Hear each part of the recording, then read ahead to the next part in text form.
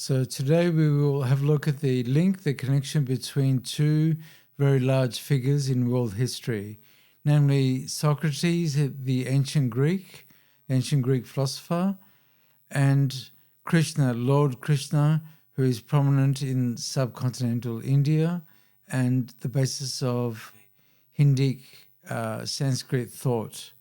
There is an implicit link between the two, and they are world historical figures that help to change the face of the planet. So let's start with the Greek. This is about 2,500 years ago, Socrates. What happens with Socrates? The link between the two is self-knowledge. Socrates says to all his fellow Athenians that unless you begin to examine yourself and you examine life of ignorance, an ignorant life is not worth living. Only the examined life is worth living. But to do that, you must follow my example, just like JC, just like Christ talked about following his example. Socrates before, 5 centuries before, had set a similar course because he said that this is explained in a book called The Apology by Plato, that the gift of God came to him. And as a result of the gift of God, he was put on a track, on a train, towards acquiring self-knowledge. Because unless you know thyself, you don't know life. If you don't know either of those, life or self, you will just perish and you will never know the eternity of the One, the transcendental Supreme One. Now, how did that come to Socrates? Via a temple and a special place in Delphi called the Delphic Temple or Oracle, prophesied that there will be the wisest of men amongst you. And why was he wise? Because he understood the need to bring self-knowledge upon the planet. Now, preceding this period, this moment in civilization, we go now more east into India. Prior to Socrates and Plato, Lord Krishna or Krishna appears before a prince, Arjuna, and I want to state explicitly the importance here of a shift, another axial world shift that occurs because of Krishna. So before, in the two major works, major religious sacred texts, before the arrival of Krishna, we have large cosmologies, we have large metaphysical constructs of the cosmos, and we have the high priests and the rituals around what's called the Vedas, and the Vedic understanding around the texts called the Vedas of that nature, where there are scales, transcendental scales up to a source which is unknown. There's no talk of really a God, but elements and forces that preceded time and preceded space, preceded water, preceded air, all the elemental, what we would call atomic forms and structures. In a very significant and popular hymn, this is summarized, it's called the Hymn of the Dark Beginning or the Hymn of the Dark Creation, where we cannot go back to the void before the creation and know what or who or it was like to instigate the creative evolution process. Krishna comes along eons later, after the priests, after the Vedas, in the time when there are princes and kings. And he's speaking in a book called the Bhagavad Gita, he confronts Arjuna. And why we're looking at this connection vis-a-vis Socrates is the other revolution, that for the first time, instead of amorphous, ethereal, vague, nefarious entities, deities which are not really explicable, not really accessible, not really knowable. Krishna is the figure of Krishna is the first time upon which mankind begins to see that something immortal, something eternal, descends down and assumes a human recognizable form. Not an incarnation exactly, but has a personage. There's actually character, persona in this entity rather than it being an element or a force or a dimension. So Krishna is a being, and a recognizable being who confronts, is in the face-to-face relation with Arjuna. So now the once removed, distant, remote deity comes to humankind, comes to the earth, and now we begin to speak to the eternal. This is what chapter 9 says in the Gita. Lord Krishna said, I shall reveal to you who do not disbelieve the most profound secret, transcendental knowledge, together with transcendental experience. This is what the Oracle of Delphi was similarly doing in Greece, ancient Greece. Having known this, you will be freed from the miseries of worldly existence. So all they knew was suffering, eternal rebirth, constant return of birth, death cycles. And he now gives out a promise that he's here now to show the way out, the release, the liberation from that suffering of continuous repetition. Notice now how he marks the importance of self-knowledge.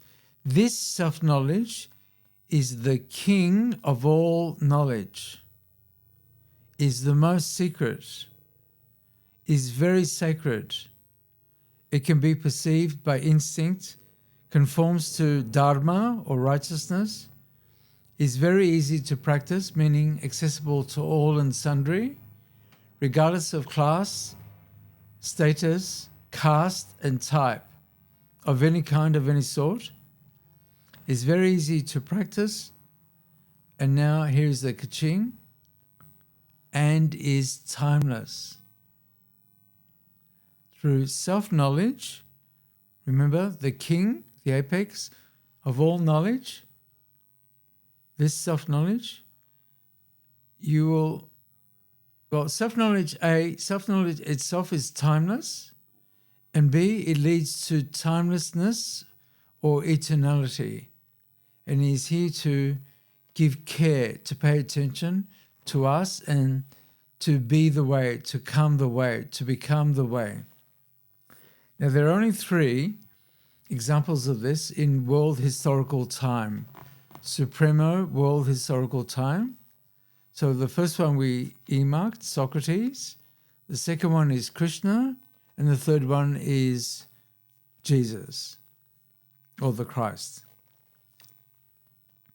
And the figure of the Christ is the same, the eternal, self-knowledge, the giver of way, the giver of wisdom in the way.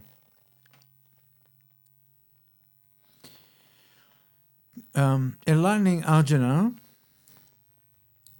this is what he declares through his promise.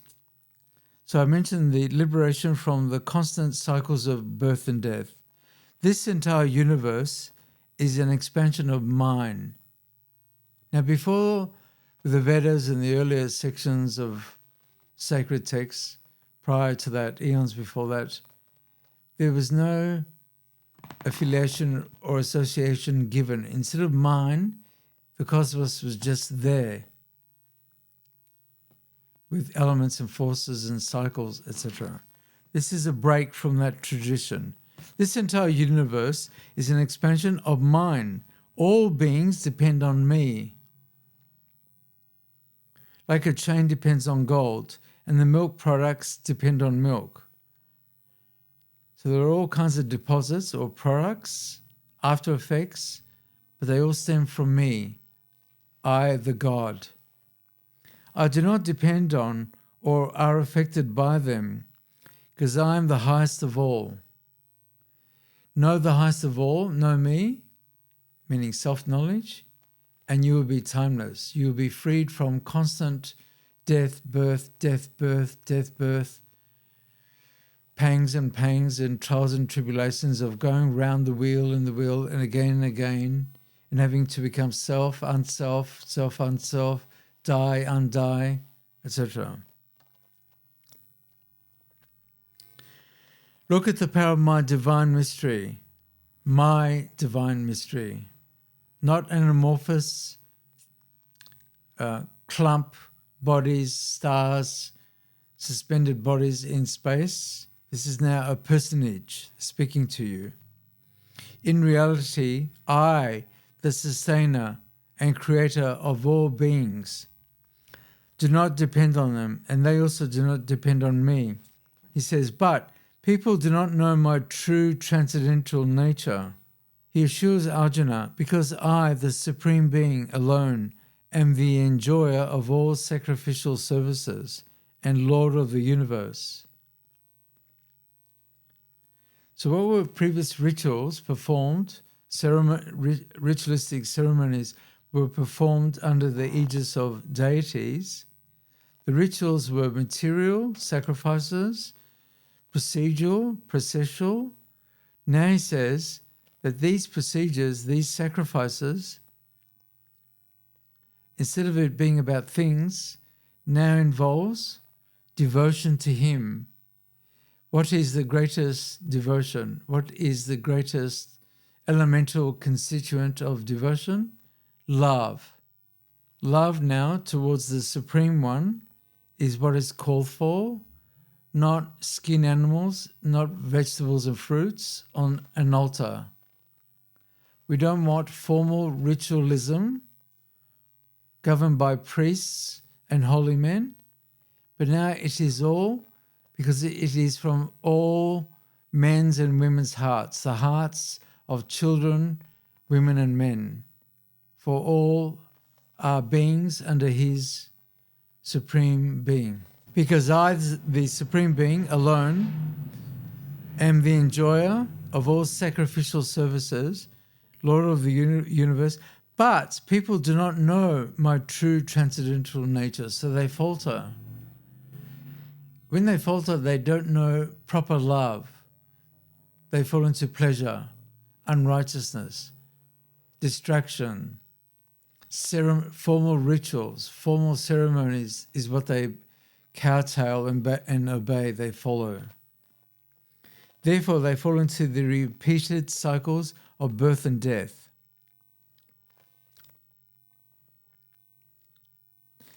By contrast, whosoever offers me a leaf, a flower, a fruit, or water with devotion.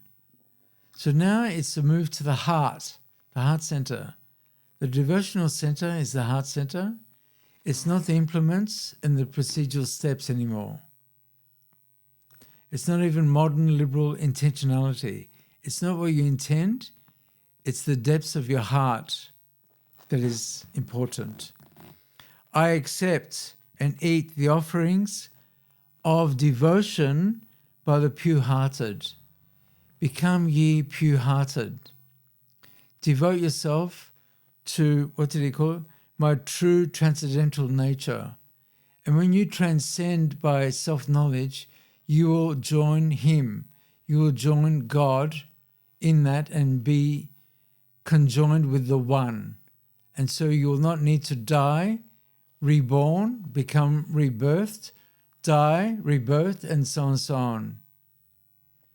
So the connection between the two, Socrates and Krishna, is the knowing of mind and the knowing of heart, the knowing of love in the heart. These things, self-examination, wisdom knowing, wisdom is a form of knowing. Know the wisdom of self-devotion to the Supreme One. It's a form of self-awareness. So the two come together, knowledge and wisdom conjoin in the heart center that produces devotion, and then you obtain transcendental knowledge to rise up, to ascend to his own Krishna-like transcendental nature.